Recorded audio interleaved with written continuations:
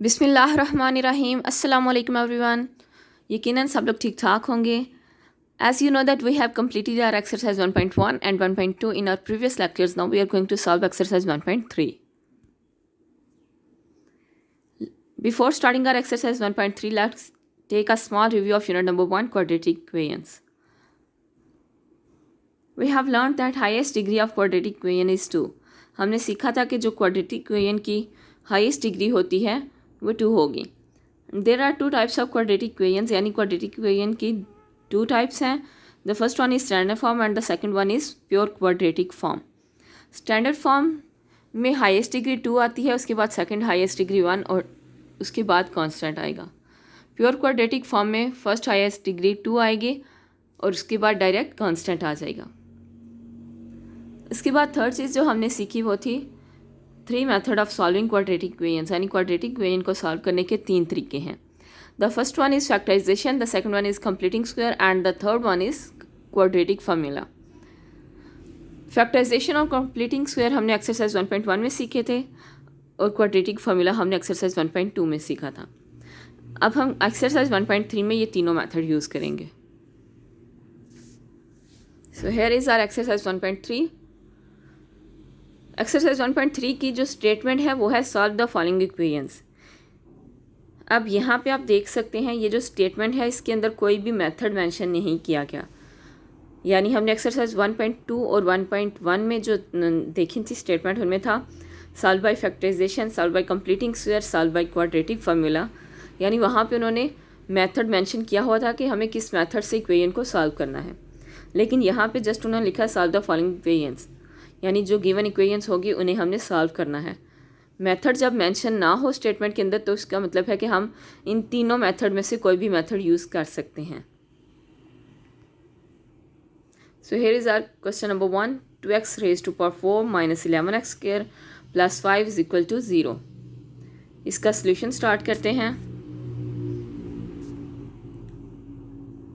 As you know that कि जो quadratic equation की पहचान होती है उसमें हाईएस्ट डिग्री 2 आ रही होती है, उसके बाद 1 और उसके बाद कांस्टेंट आता है. लेकिन यहाँ पे हाईएस्ट डिग्री 4 आ रही है, उसके बाद 2 और उसके बाद कांस्टेंट आ रहा है. तो हमें सब्सटीट्यूशन करनी है, यानी हम लेट कर लेंगे X square is equal to Y. जब एक्स स्क्वायर का दोबारा से स्क्वायर लेंगे तो ये आ जाएगा वाई स्क्वायर की इक्वल. एक्स स्क्वायर का स्क्वायर है तो 2 2 ज़ा 4, तो एक्स की पावर 4 किसकी इक्वल आ गई? वाई स्क्वायर की. यानी जहाँ भी एक्स स्क्वायर आ रहा होगा वहाँ पे हमने वाई पुट करना है अब, और जहाँ पे एक्स की पावर 4 आ रही होगी वहाँ पे वाई स्क्वायर पुट करना है. सो put X square is equal to Y and X raise to power 4 is equal to Y square. ये हमारी इक्वेशन थी 2x raise to power 4 minus 11x square plus 5 is equal to 0. अब यहाँ पे x की पावर 4 आ रहा है तो इसकी जगह पे हमने वाई स्क्वायर पुट कर दिया, और जहाँ पे x स्क्वायर आ रहा है वहाँ पे हमने y पुट कर दिया. अब यहाँ 3 मेथड है हमारे पास, उनमें से हम कोई भी यूज़ कर सकते हैं. तो यहाँ पे हम फैक्टराइजेशन का मेथड यूज़ कर रहे हैं. हमने सीखा था फैक्टराइजेशन के मेथड में कि जो फर्स्ट टर्म है और जो लास्ट टर्म है इन दोनों के कोफिशिएंट्स को जब मल्टीप्लाई करें तो जो आंसर आता है हमने 2 डिजिट इस तरह के लेने, उन्हें मल्टीप्लाई करने से वही आंसर आना चाहिए. यानी ये 2 कोफिशिएंट है, इसको 5 से मल्टीप्लाई करेंगे, 2 5 ज़ा 10 प्लस 10, और उसके बाद मिड में आ रहा है माइनस 11. जब मिड टर्म को ब्रेक करेंगे तो हमने 2 नंबर इस तरह के लेने हैं जिन्हें मल्टीप्लाई करें तो 10 आना चाहिए, इन दोनों को मल्टीप्लाई करने से जो आंसर आया, और प्लस माइनस करने से माइनस 11 आना चाहिए जो मिड टर्म का आंसर है. तो इसलिए हमने -10 और -1 लिए, 2 नंबर -10 और -1 को जब मल्टीप्लाई किया तो +10 आ गया आंसर, और प्लस माइनस करेंगे तो -11 भी बनेगा. So 2y square minus 10y minus Y plus 5 is equal to 0. यहाँ पे हम फैक्टर्स में डिवाइड करेंगे इसे. तो फर्स्ट 2 टर्म में से हम कॉमन लेंगे 2y, दोनों टर्म में कॉमन आ रहा है तो 2y को बाहर लिख लेंगे, और ब्रैकेट के अंदर यहाँ 2y बाहर निकालने के बाद कॉमन लेने के बाद पीछे y रह गया तो वो ब्रैकेट के अंदर आ जाएगा. -2 5 ज़ा 10 और y ऑलरेडी हम बाहर कॉमन निकाल चुके हैं. यहाँ -y प्लस 5 में से -1 कॉमन लेंगे तो यहाँ जो y के साथ माइनस है वो प्लस में चेंज हो जाएगा क्योंकि हमने बाहर माइनस कॉमन लिया है. और उसके बाद ये जो +5 है इसका भी जो साइन है वो माइनस में चेंज हो जाएगा. तो अब आप देख सकते हैं ब्रैकेट के अंदर वाली दोनों जो फैक्टर्स हैं ये सेम आ रहे हैं, y-5 और y-5. तो इसका मतलब है हमारा क्वेश्चन ठीक जा रहा है. तो अब जो बाहर वाली दो टर्म्स हैं इन दोनों को हम मिला के दूसरा फैक्टर बना लेंगे 2y - 1। अब हम इन दोनों फैक्टर्स को बारी बारी ज़ीरो के इक्वल रखेंगे। y - 5 is equal to zero and 2y - 1 is equal to zero. पहले हम y - 5 को सीख लेंगे सॉल्व करना। -5 इस साइड पे माइनस हो रहा है इक्वल के, जब दूसरी साइड पे जाएगा तो प्लस में चेंज हो जाएगा। तो यहाँ पे हमारे पास y की वैल्यू आ गई है 5। अब हम दूसरे फैक्टर को सॉल्व करते हैं। 2y - 1 is equal to zero. तो यहाँ पे 1 इस साइड पे माइनस हो रहा है इक्वल के, दूसरी साइड पे जाएगा तो प्लस हो जाएगा। 2 इस साइड पे y के साथ मल्टीप्लाई हो रहा है इक्वल के, दूसरी साइड पे जाएगा तो डिवाइड हो जाएगा। अब यहाँ पे हमारे पास y = 5 आ गया और यहाँ पे हमारे पास y = 1/2 आ गया। अब हम इन दोनों वैल्यूज़ को बारी बारी इस इक्वेशन में पुट करेंगे। x² = y। Put in x² = y, यानी ये जो y की वैल्यूज़ आई हैं इन्हें हमने पुट करना है x² = y में। x² = y की जगह हमने ये वाली y की वैल्यू पुट कर दी। अब यहाँ पे हम स्क्वायर ख़त्म करने के लिए अंडर रूट लेंगे दोनों साइड पे। x² = +-5। स्क्वायर के साथ स्क्वायर रूट कट गया तो सिर्फ x रह गया = 5 का अंडर रूट ले तो पॉइंट में आंसर आता है, जो कि हमें पॉइंट में आंसर नहीं चाहिए, तो इसलिए हम इसे अंडर रूट में ही रहने देंगे। तो x की वैल्यू आ गई यहाँ पे +-5। अब अगेन हम यहाँ भी स्क्वायर को ख़त्म करने के लिए स्क्वायर रूट लेंगे दोनों साइड पे। स्क्वायर रूट ले लिया तो स्क्वायर के साथ स्क्वायर रूट कट गया, x रह गया। यहाँ +-√1/2 था, तो इसे हम सॉल्व करेंगे तो ये 1/√2 आ जाएगा। ये हमारे पास x की दो वैल्यूज़ आ गई हैं, यही हमारा सोल्यूशन सेट होंगी। So solution set is +-1/√2 +-√5। ये हो गया सॉल्व हमारा question number 1। Question number 2 as it is है। हम कोई भी तीनों मेथड में से एक मेथड यूज़ कर सकते हैं। अब हम देख सकते हैं क्वेश्चन नंबर 3, यहाँ पे इसकी पावर थोड़ी सी चेंज आ रही है, यानी ओवर में आ रही है, तो हम थोड़ा डिफ़िकल्ट है आपके लिए सॉल्व करना, इसलिए हम ये सॉल्व करेंगे। 5x⁻² = 7x⁻⁴ - 2। इसका सॉल्यूशन स्टार्ट करेंगे हम लोग। यू कैन सी है कि x की वैल्यू x की पावर यहाँ पे 1/2 आ रही है और यहाँ पे x की पावर 1/4 आ रही है। तो हम सब्सटीट्यूशन करेंगे। x की पावर 1/4 को हम इक्वल रखेंगे y के। ये हमारे पास इक्वेशन नंबर 2 है। Taking square on both side, क्योंकि हमें पावर 2 और पावर 1 चाहिए क्वाड्रेटिक इक्वेशन बनाने के लिए, तो हम इसे क्वाड्रेटिक इक्वेशन बनाने के लिए इसका स्क्वायर ले लेंगे। x की पावर 1/4 का स्क्वायर लिया = y² के इक्वल आ जाएगा। दोनों साइड पे जब स्क्वायर लेंगे, y² का भी स्क्वायर लिया। अब यहाँ पे 2/1/4 आ रहा है, 2 × 1/4, तो 2 4 के साथ कट जाएगा तो 1/2 आ गया। ये आ जाएगा इक्वल y² के। अब हमने पुट करना है x की पावर 1/4 y के इक्वल, जो कि हमने यहाँ पे लेट किया था, और स्क्वायर दोनों साइड पे स्क्वायर लेने के बाद जो हमारा आंसर आया 1/2, x की पावर 1/2 वो किसके इक्वल आया, y² के। तो जहाँ पे x की पावर 1/2 आएगा वहाँ पे हमने y² पुट करना है। लेकिन ये हमारी इक्वेशन है यहाँ पे, जहाँ पे x की पावर 1/2 आ रहा था वहाँ पे हमने y² पुट कर दिया, और जहाँ x की पावर 1/4 आ रहा था वहाँ पे हमने y पुट कर दिया। अब हम इस इक्वेशन को अरेंज करेंगे। सबसे पहले हाईएस्ट डिग्री 2, उसके बाद सेकंड हाईएस्ट डिग्री 1, और उसके बाद कांस्टेंट आ जाएगा। अगेन यहाँ पे हम फैक्टराइजेशन का मेथड सीख रहे हैं। यहाँ पे फर्स्ट टर्म और लास्ट टर्म 5 2s are 10, यानी अब +10 आ रहा है आंसर, और मिड टर्म में है -7। दो नंबर इस तरह के लेने हैं जिन्हें प्लस माइनस करें तो -7 आए, और मल्टीप्लाई करें तो 5 2s are 10, तो वो 10 आना चाहिए। तो हमने यहाँ पे दो नंबर इस तरह के लिए हैं, -5y और -2y। 5y² -5y - 2y + 2, ये दो नंबर हमने लिए हैं, तो इनके साथ हम फैक्टराइजेशन करेंगे। फर्स्ट वाली टू टर्म में से हमने 5y कॉमन निकाल लिया, तो अंदर रह गया y - 1। सेकेंड टर्म में -2 कॉमन आ रहा है, तो -2 जब कॉमन निकालेंगे तो ब्रैकेट के अंदर रह जाएगा y - 1। अब आप देख सकते हैं ब्रैकेट वाली जो दोनों फैक्टर हैं वो y - 1 सेम आ रहा है, तो जो बाहर वाली दोनों टर्म्स होंगी उन्हें मिला के हम सेकंड फैक्टर बना लेंगे। अगेन हम इन्हें बारी बारी 0 के इक्वल रखेंगे। y - 1 = 0 और 5y - 2 = 0। यहाँ पे वन इस साइड पे माइनस हो रहा है इक्वल की दूसरी साइड पे जाएगा तो प्लस में आ जाएगा। तो y की वैल्यू यहाँ पे आ गई हमारे पास 1। 5y माइनस 2 है, 2 इस साइड पे माइनस हो रहा है इक्वल की दूसरी साइड पे जाके प्लस हो जाएगा, और 5 इस साइड पे मल्टीप्लाई हो रहा है y के साथ तो दूसरी साइड पे जाके डिवाइड हो जाएगा। अब अगेन हम इसे इक्वेशन 2 के अंदर पुट करेंगे जैसे हमने पिछले क्वेश्चन में किया था।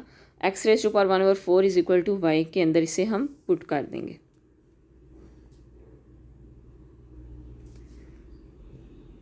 y की वैल्यू थी यहाँ पे हमारे पास 1, तो y की जगह पे 1 पुट कर देंगे, बाकी x raise to power 1/4 as it is आ जाएगा। पहले हम इस इक्वेशन को सॉल्व करते हैं। अगर हमने जिस वेरिएबल की वैल्यू मालूम करनी है वो बेस में आ रहा है तो हमें आंसर जो मिलेगा वो बेस में ही मिलेगा। अगर किसी चीज़ की हमने किसी वेरिएबल की हमने वैल्यू मालूम करनी है वो अगर पावर में आ रहा है तो हमें दोनों वैल्यूज़ को पावर में ही कन्वर्ट करना पड़ेगा। आप देख सकते हैं यहाँ पे x की पावर 1/4 आ रहा है, तो 1/4 किस तरह कट सकता है?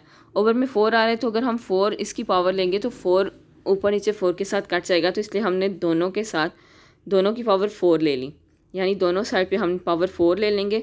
4 1 ज़ा 4, 4 1 ज़ा 4, ये दोनों कट गए तो यहाँ पे रह गया x, और क्योंकि x बेस में आ रहा था तो हमें x जो आंसर है वो भी बेस में ही मिलेगा। तो 1 की भी पावर 4 लेंगे, 1 की जो भी पावर ले लें आंसर 1 ही आता है, तो x इज़ इक्वल टू आ जाएगा 1।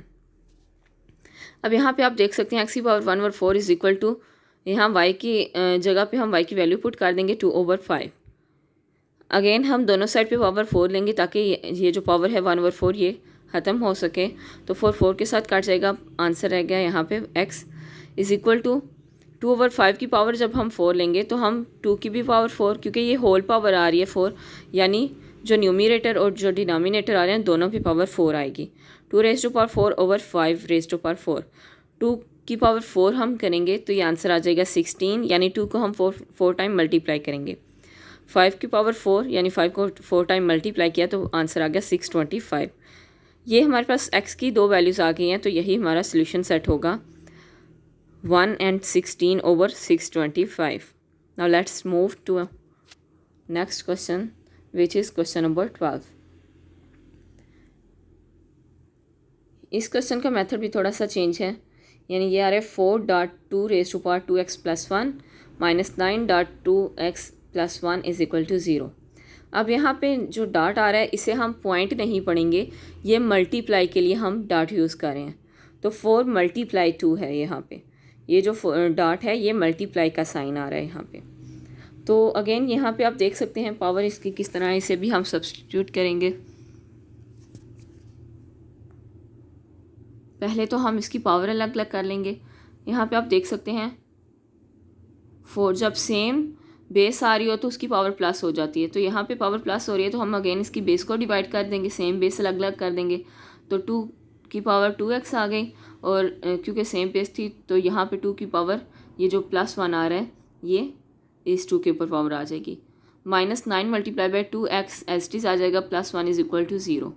अब यहाँ पे 8, अब ये दोनों आप देख सकते हैं ये जो 4 है ये 2 की पावर 1 लिया तो 2 ही आंसर आ जाएगा, 4 2 करेंगे तो 8 आ जाएगा। ये 4 और इस 2 को हमने मल्टीप्लाई कर दिया तो 8 आ गया। अब यहाँ पे हमारे पास 2 की पावर रह गई 2x। अब हम क्या करेंगे, 2 की पावर x रखेंगे और जो 2 है उसे बाहर निकाल देंगे, यानी 2 की पावर x की पावर 2 कर देंगे, minus 9.2x plus 1 is equal to 0। अब आप देख सकते हैं हमारे पास यहाँ भी 2x आ रहा है और यहाँ भी 2x आ रहा है, तो हम फर्स्ट कर लेंगे जो 2x है वो y की इक्वल है, और जब 2x का स्क्वायर लेंगे तो वो किसकी इक्वल आ जाएगा, y स्क्वायर की इक्वल, क्योंकि हमने दोनों साइड पे स्क्वायर लेना है। इस साइड पे भी हम अगर ले रहे हैं स्क्वायर तो हमें दूसरी साइड पे भी स्क्वायर लेना पड़ेगा, तो इसलिए हम 2x का जब स्क्वायर लेंगे तो y के ऊपर भी स्क्वायर आ जाएगा। अब जहाँ पे 2x आ रहा है वहाँ पे हम y पुट करेंगे, और जहाँ पे 2x की पावर 2 आ रही है वहाँ पे हम y स्क्वायर पुट कर देंगे।